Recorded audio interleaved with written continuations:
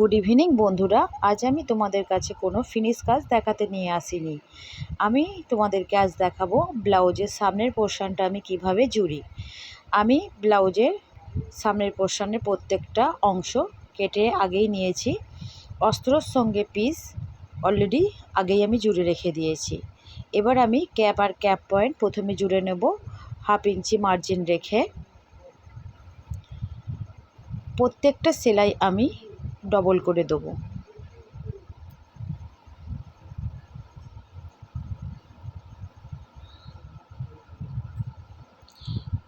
এবার আমি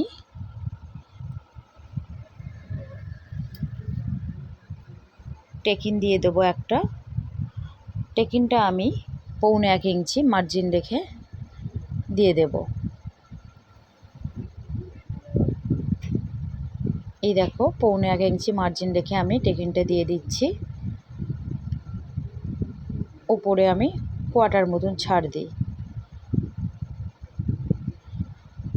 এবারে আমি সাইড পয়েন্টটা খুব ধীরে আমি জুড়ে নেব, যাতে কোনো অংশই টান লেগে বেড়ে না যায়,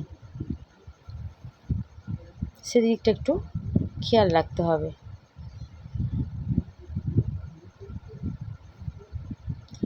আবারও একটা সেলাই দিয়ে দেব।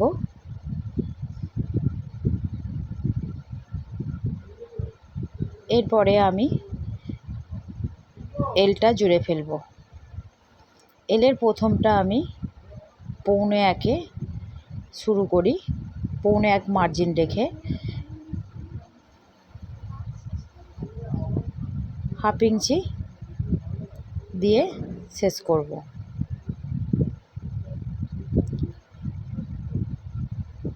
আমি তোমাদেরকে ভিডিওটা দেখাবার জন্য ব্লাউজের একদিকটা অলরেডি আগেই জুড়ে রেখে দিয়েছি।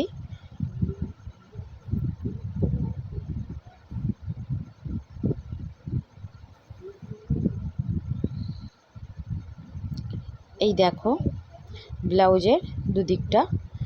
এবার কাজটা ফিনিশ হলে তোমাদেরকে আমি দেখাবো কেমন হয়েছে। ততক্ষণের জন্য টাটা।